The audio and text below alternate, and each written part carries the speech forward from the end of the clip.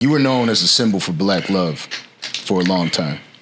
And everything kind of hits the fan, falls apart. This is where you see a man, a woman meltdown. You're not somebody that it's like, okay, well, Pap is going through this and on to the next subject. It's Pap is going through this. I'm going to make 50 tabloids about it. There's going to be 17,000 comments about it. Where's the meltdown? There is no meltdown. Family is being pulled apart at this time. And you're still here. You're still present. You're still working. I know there's probably moments that are tougher than others when you think about some of the things involved in it. But how is it that you've been able to keep it together throughout all this? I mean, I'm not really going to get into that. You know what I'm saying? All I can say is you always got to keep it together. And regardless to whom or what. You know what I mean? Regardless of what happens, you always got to keep it together. As a man, you know what I'm saying? Like I told you, my pops was a strong man. So that was always my influence as a youngster. Even though he gave me tough love, he still led by example.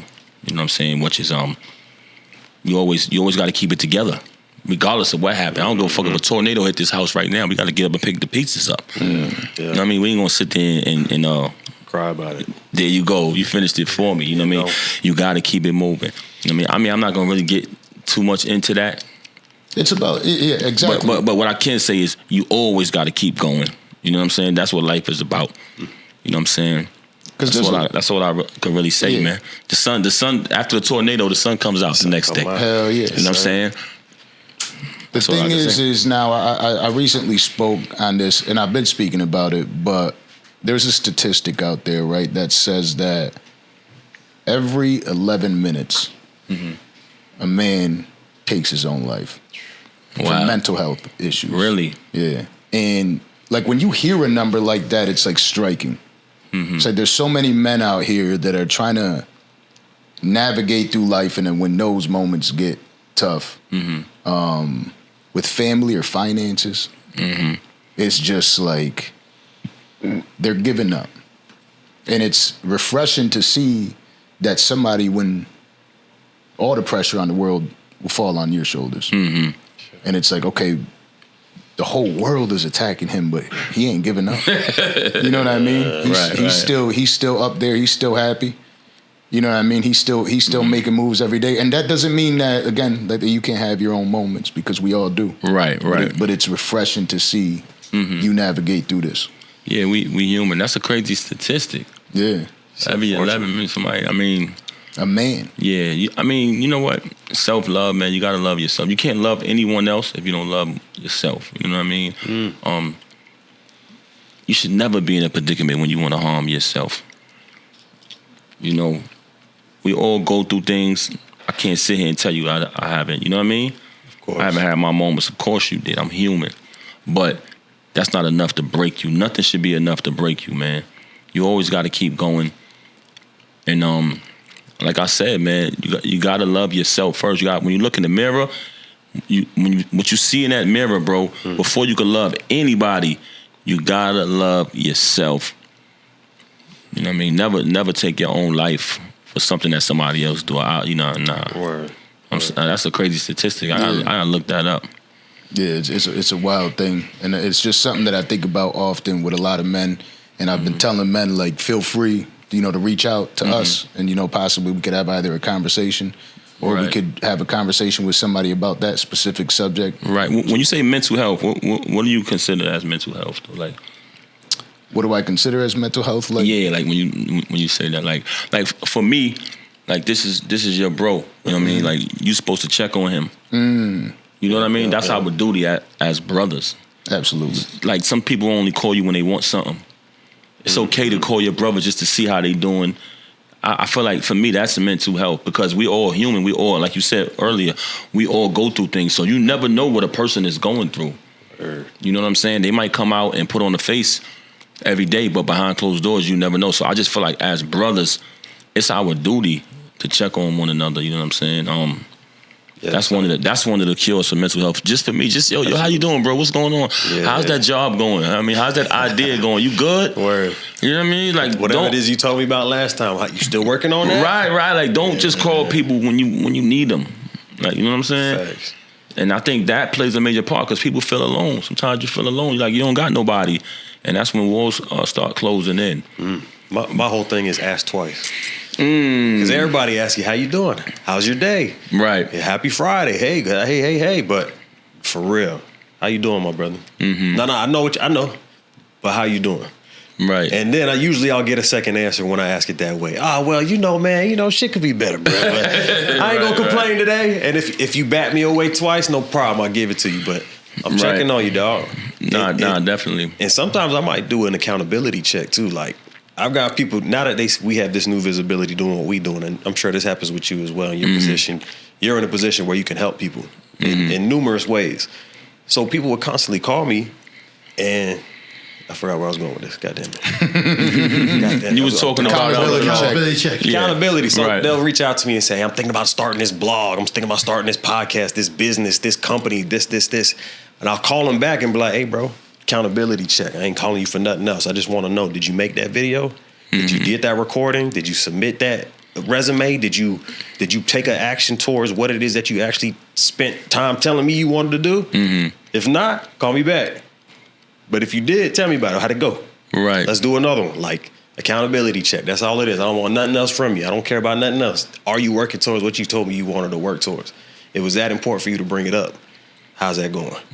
And you'd be surprised, man. You might save a life just by doing something. Right. I was going to ask you, and both of y'all, have you ever been in a position or a point in your life where you feel like you said, that statistic shows that, every 11 minutes someone takes. Have one of y'all ever been in that predicament where you feel like you wanted to do something to yourself? No. Or your mental health was that, that bad? I think 5 siblings.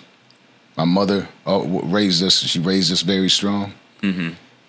Anytime I've even felt down in the slightest, it's just one of the phone calls to one of the siblings, and you tell them not to say anything, but the other 3 will be calling me in about 10 minutes from then. Okay. You know what I mean? Just having that around, no matter how rough times got, they were able to pull me out of it. And the same thing, vice versa. You know, my little sister went through something a few years back, and she lives out near the Tampa area, and I was like, all right, say less. I packed the whip up, took my dog with me, took a ride, and just went to the door, just gave her a hug.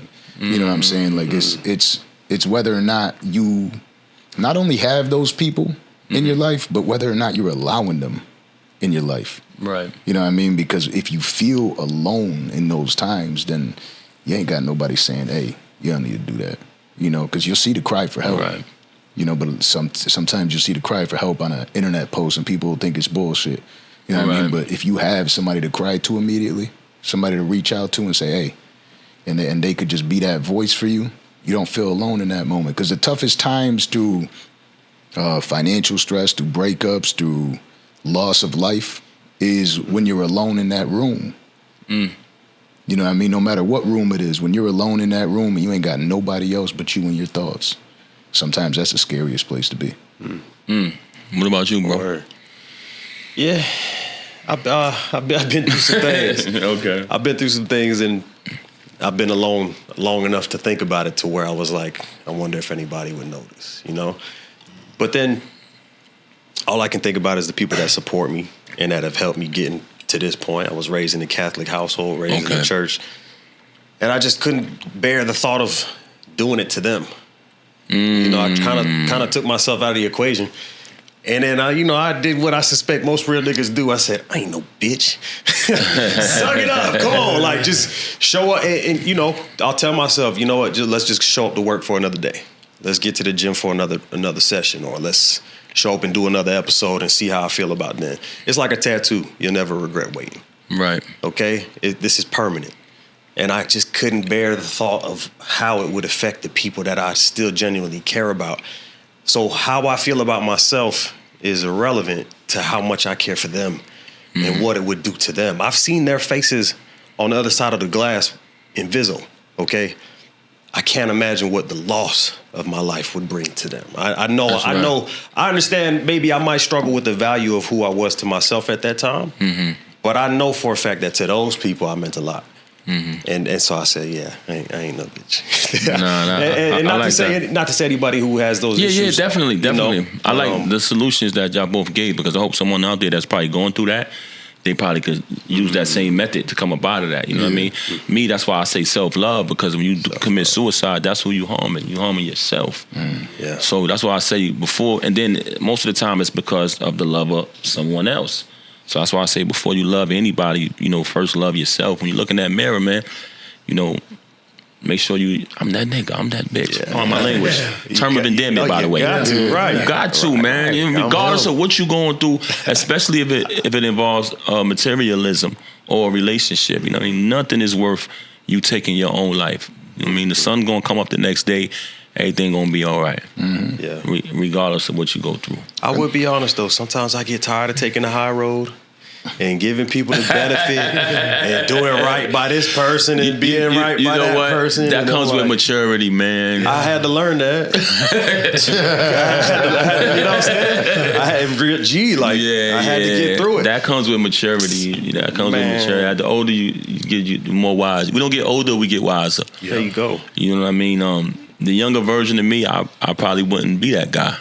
You know what I'm saying? But now I look at it like, man, ain't worth it, bro.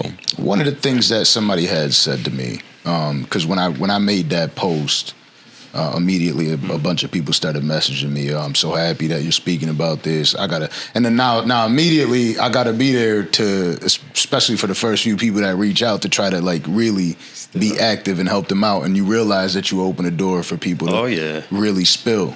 And one of the dudes had said that he's struggling financially. His wife is leaving him and taking the kids, and he's got like 3 daughters. And he mentioned kind of like that pain that you heard it in there, and I'm like, hey, like just so you know, like with those children, it'll be fine. You know what I mean? You're still daddy. You know what I mean? And take that time and have those conversations to those kids. What advice would you give to a man dealing with that, and how to speak to their child to let them know things are okay? It's tough, man, because kids are innocent. You know what I mean? And if you're a real father, there's nothing in the world more important to you than your kids. That's a real tough challenge. But my advice would be take it one day at a time, because when you look at it, it's disappointing, it's depressing, it's all of the ingredients for a disaster, because you get depressed, you're disappointed, you're angry, you know what I mean? Because when you have a child, you have an idea, you have it all laid out of how you want to raise that child. You know what I mean? Me, I had children when I was young. So when you have a child when you're young, you think you're the best parent. You buy them all the new sneakers. You buy them anything they need. That's your motivation. That's your drive. It's y'all got to do this for my kids. Right. You make sure they're good. You know what I'm saying? And you're there. But as you get older and you mature, you realize that you have more to offer for a child. You know what I mean? You're just on another level mentally. You know what I mean? I kind of grew up with my kids because I had them young, especially my oldest. But, as you get older and you have a child, now you're planning ahead. Yo, I want the best for them. We want the best for all you. I love all my kids the same. But like I said, so just to get to the point of when that happens, something transpires where you come across a situation like that, it's depressing because, damn, I had this planned out. This is how I wanted to raise. You know what I'm saying? Yeah. So when that happens, it's like I can see why a person would be so upset, but that's why I said you got to take it one day at a time. And depending on the age of your child, at some point you're going to have to communicate with them and have that talk. Yeah. To let them know, hey, things are going to be different. And I think the scariest part for us as men, especially, because usually you see in most households the child goes with their mom. And the scary part is you don't ever want to be. I'm talking to one of my good friends about this right now. It's like, it's okay. Like, you might be the person that gets blamed right now when a child looks at it like, oh, it's daddy didn't want to be here. It might be the case, but just again, one day at a time is probably the best way to put it, right? Like, it's okay. Take it one day at a time. Have those conversations. A lot of times, we got too many examples now of seeing children saying, "Oh, okay, well, my mom didn't let me know who my dad was or who he really was, but I see it now." You know what I mean? And I'm, like, I didn't get to know you due to everything that was in the way, the courts and everything, but I know it wasn't you, daddy. You know what I mean? Like, or just like it's not anybody's fault sometimes. You know what I mean? Shit happens, it hits the fan. But the most important part is try to keep that relationship with your children. Don't just run away because times got tough. Oh, I don't like your mom, so I can't have this conversation. She doesn't like me, so I can't have this conversation. Reach out to your kids. Yeah, definitely, man. Like I said, man, if you're a real father, there's nothing in the world more important than that child. They're innocent. They never did nothing to nobody. They got a clean slate. You know what I'm saying? Cars they were dealt. Yeah, man. You gotta, like you said, always be there for your child, regardless of whom or what. Nothing can change that, or nothing can break that relationship. Actually, that's the time to turn it up. Yeah. You know what I mean? So.